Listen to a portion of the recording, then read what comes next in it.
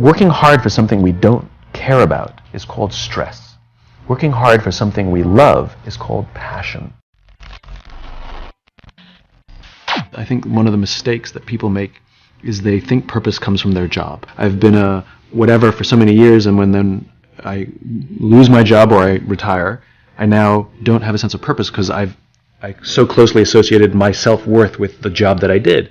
I knew what my job was. I had a sense of purpose.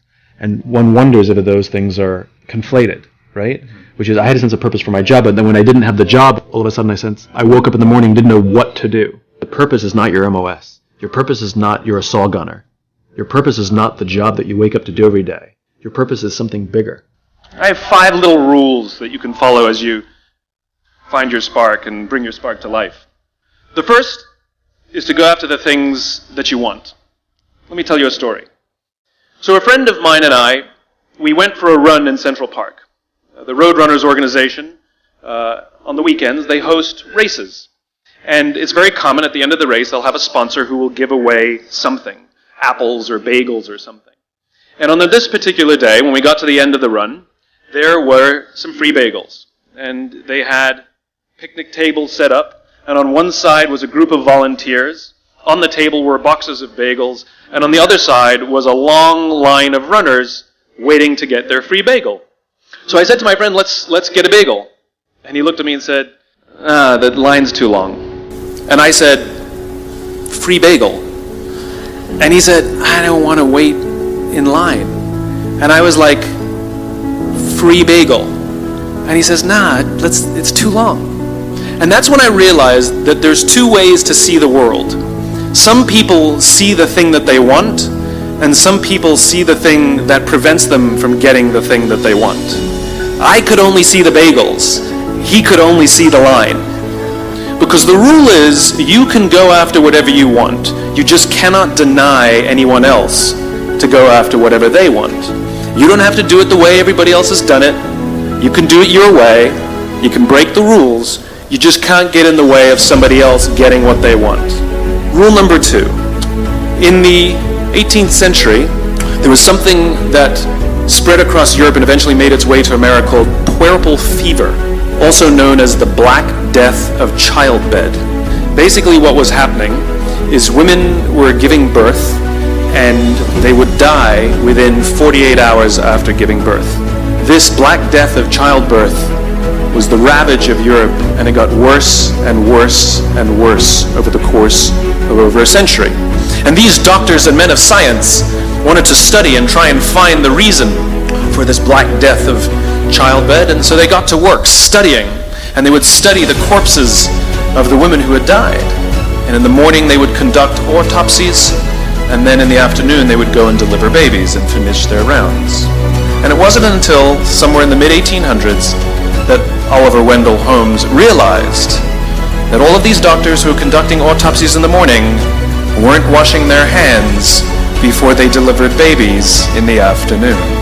And he pointed it out and said, guys, you're the problem. And they ignored him and called him crazy for 30 years. Until finally somebody realized that if they simply washed their hands, it would go away. And that's exactly what happened. When they started sterilizing their instruments and washing their hands, the Black Death of childbed disappeared. The lesson here is, sometimes you're the problem. Take accountability for your actions. You can take all the credit in the world for the things that you do right, as long as you also take responsibility for the things you do wrong. It must be a balanced equation. You don't get it one way and not the other. You get to take credit when you also take accountability. Lesson 3, take care of each other. The United States Navy SEALs are perhaps the most elite warriors in the world. And one of the SEALs was asked, who makes it through the selection process? Who is able to become a SEAL? And his answer was, I can't tell you the kind of person that becomes a SEAL. I can't tell you the kind of person that makes it through BUD/S, but I can tell you the kind of people who don't become SEALs. He says the guys that show up with huge, bulging muscles covered in tattoos who want to prove to the world how tough they are, none of them make it through. He said the preening leaders who like to delegate all their responsibility and never do anything themselves, none of them make it through. He says some of the guys that make it through are skinny and scrawny. He said some of the guys that make it through, you will see them shivering out of fear. He says, however, all the guys that make it through, when they find themselves physically spent, emotionally spent, when they have nothing left to give physically or emotionally, somehow, some way, they are able to find the energy to dig down deep inside themselves, to find the energy to help the guy next to them. They become SEALs, he said. You want to be an elite warrior, it's not about how tough you are, it's not about how smart you are, it's not about how fast you are. If you want to be an elite warrior, you better get really, really good at helping the person to the left of you and helping the person to the right of you. Because that's how people advance in the world. The world is too dangerous and the world is too difficult for you to think that you can do these things alone. If you find your spark, I commend you. Now, who are you going to ask for help, and when are you going to accept help when it's offered? Learn that skill. Learn by practicing helping each other. It'll be the single most valuable thing you ever learn in your entire life, to accept help when it's offered and to ask for it when you know that you can't do it. The amazing thing is, when you learn to ask for help, you'll discover that there are people all around you who've always wanted to help you. They just didn't think you needed it because you kept pretending that you had everything under control. And the minute you say, I don't know what I'm doing, I'm stuck, I'm scared, I don't think I can do this, you will find that lots of people who love you will rush in and take care of you. But that'll only happen if you learn to take care of them first. Lesson 4. Nelson Mandela is a particularly special case study in the leadership world because he is universally regarded as a great leader. You can take other personalities, and depending on the nation you go to, we have different opinions about other personalities. But Nelson Mandela across the world is universally regarded as a great leader.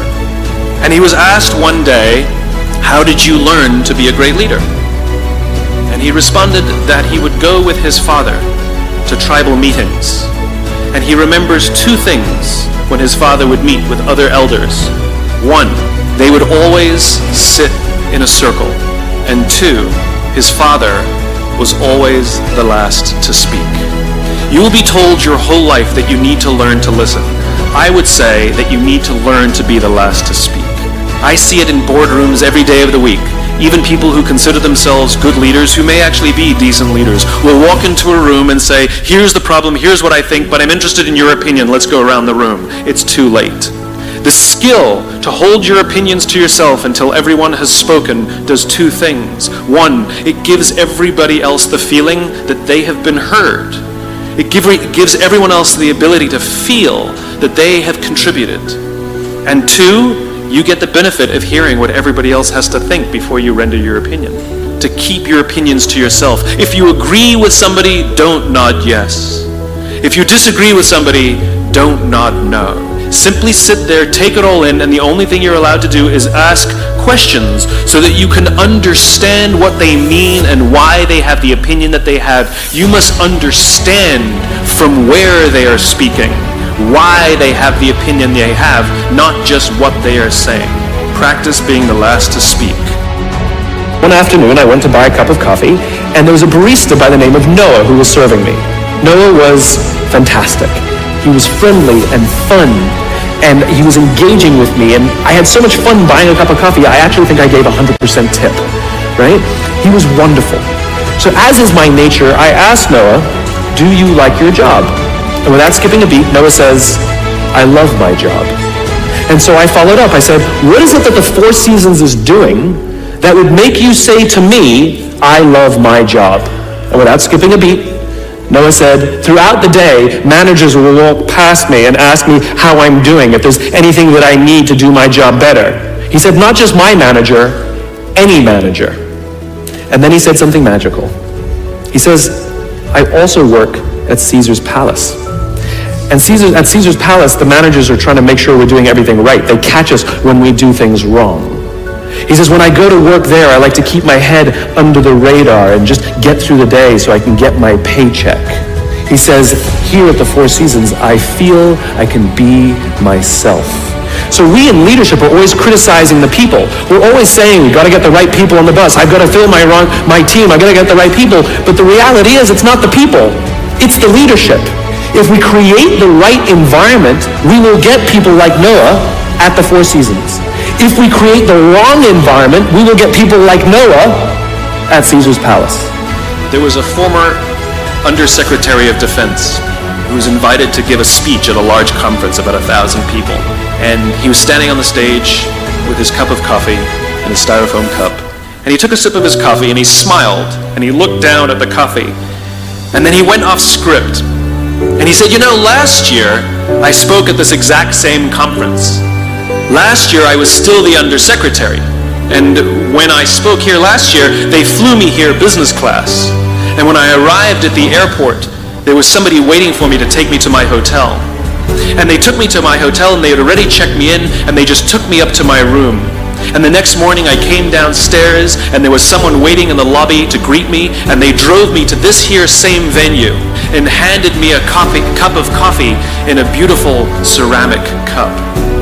He says, I'm no longer the Undersecretary. I flew here coach. I took a taxi to my hotel and I checked myself in. When I came down the lobby this morning, I took another taxi to this venue.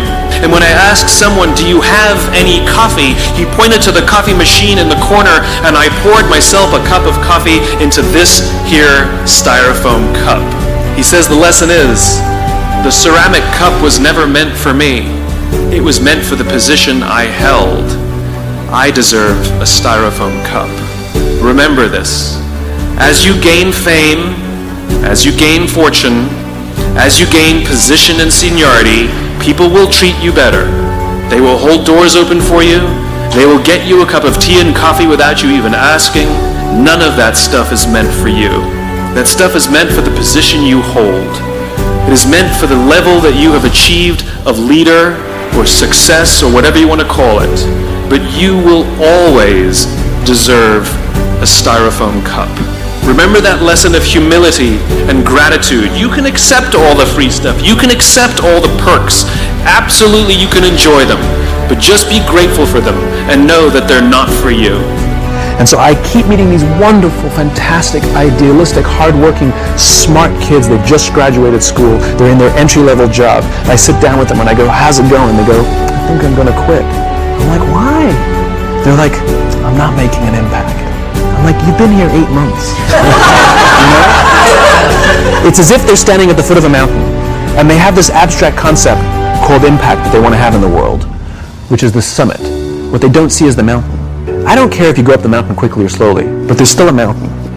And so what this young generation needs to learn is patience. That some things that really, really matter, like love, or job fulfillment, joy, love of life, self-confidence, a skill set, any of these things, all of these things take time.